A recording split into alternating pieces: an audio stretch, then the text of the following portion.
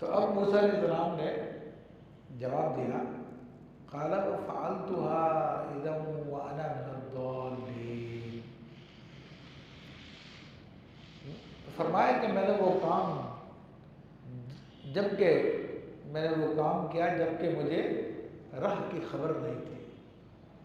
یعنی اس میں اشارہ تھا کہ میں نے تو وہ کام اس وقت کیا تھا کہ جب میں اتنا سمجھدار نہیں تھا، اور مجھے کیا پتا کہ ایک مکہ مارنے سے بندہ مر جائے گا، اور ہوتا بھی نہیں ہے، کوئی اعلیٰ قتل بھی نہیں تھا آپ کے پاس، لیکن اللہ تعالیٰ کا حکم تھا اس لیے وہ مر گئے۔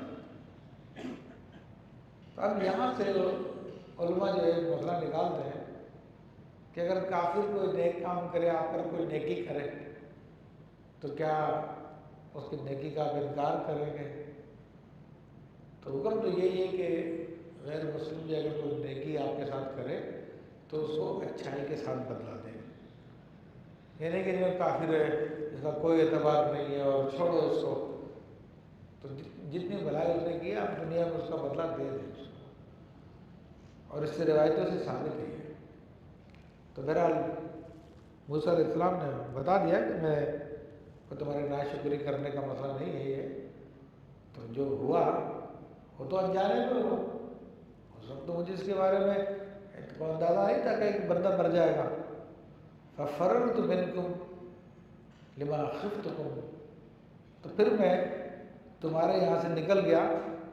جب کہ میں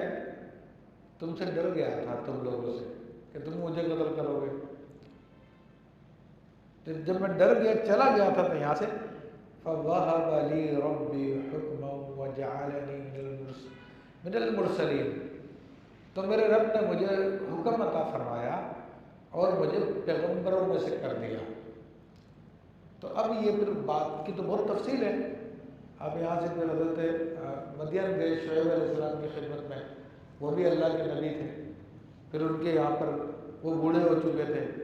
انہوں نے پھر اپنی بیٹی کی شادی کی آپ سے، پھر بیٹی کو جب واپس لے کے آ رہے تھے تو وہ بیٹی کو بھی ان کی موسیٰ علیہ السلام کی زوجہ محترمہ کو بچے کی ولادت ہونے والی تھی، سخت سردی کی رات تھی، آپ آگ کی تلاش میں نکلیں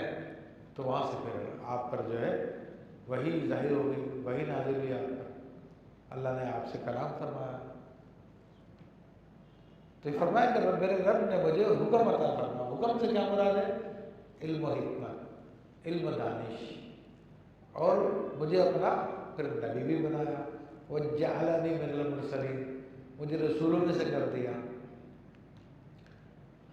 وَتِلْكَ نِعْمَةٌ تَمُنُّهَا عَلَيَّ أَنْ عَبَدْتَ بَنِي اسرائیل، اور یہ کوئی نعمت ہے جس کا تو مجھ پہ احسان جتاتا ہے، یعنی تو نے کہا کہ میں نے تجھے پالا اور یہ کیا اور وہ کیا اور کیا دھمکا گیا، کہا کہ یہ کوئی بڑی نعمت نہیں ہے، ٹھیک ہے، جبکہ تو نے بنی اسرائیل کو غلام بنا کے رکھا ہوا، یعنی وہ ہماری قوم کے لوگ ہیں جن میں تو ظلم و زیادتی کر رہا ہے، تو میری قوم پہ ظلم کرنا مجھ پہ ظلم کرنا ہے، تو اتنا بڑا ظلم کر رہا ہے، اور تو نے صرف ایک شخص کی جو ہے تربیت کر دی تو اس احسان کو جتا رہا تھا، اپنے ظلم کو نہیں دیکھ رہا تھا، کتنا بڑا ظلم تو کر رہا ہے۔ تو اب جو ہے قال فرعون وما رب العالمین، اب فرعون کہتا ہے کہ رب العالمین کیا ہوتا ہے، یعنی بتاؤ رب العالمین کی ڈیفینیشن بتاؤ۔ اچھا رب العالمین کا مطلب تو ہم کہتے ہیں تمام عالمین کا رب، لیکن رب سے کیا مراد ہے؟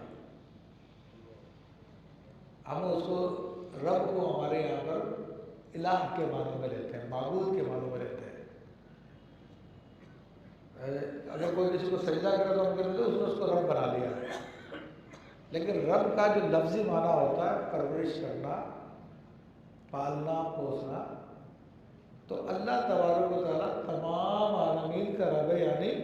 اس نے تمام عالمین کو نہ صرف پیدا کیا بلکہ ان کو پروان بھی چڑھایا، سارے معاملات بھی کیے اور یہاں تک پہنچایا اس کو، اور آئندہ آگے تک پہنچائے گا۔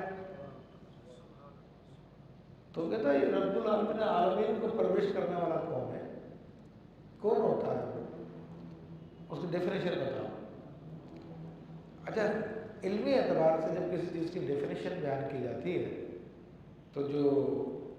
منطق کے اسٹوڈنٹس ہیں وہ جانتے ہیں، یا علوم جنہوں نے پڑھے ہیں وہ جانتے ہیں کہ کسی بھی چیز کی جنس ہوتی ہے، فصل ہوتی ہے، یہ چیزیں ہوتی ہے، تو پھر اس کے ذریعے ڈیفینیشن بیان کی جاتی ہے، اس کی جنس ہوتی ہے۔ اللہ تبارک و تعالیٰ کی تو کوئی جنس نہیں ہے، تو اس کی اس طرح سے تعریف نہیں بیان کر سکتے۔ تو حضرت موسیٰ علیہ السلام نے اس کے سوال کو سمجھ گئے، اور آپ نے پھر جواب میں ارشاد فرمایا قال رب السماوات والارض وما بینہما۔ فرمایا کہ رب العالمین کون ہوتا ہے؟ رب العالمین تو وہ ہوتا ہے جو آسمانوں کا، زمین کا اور اس کے بیچ میں جو کچھ ہے ان سب کا رب ہے، وہ رب العالمین ہے۔ ان کنتم موقنین، اور اگر تمہیں یقین ہو، یا اگر تم مانو، تو وہ ہوتا ہے رب العالمین کہ جس نے آسمانوں کو بھی پیدا کیا، زمینوں کو بھی پیدا کیا، اور اس میں جو کچھ ہے،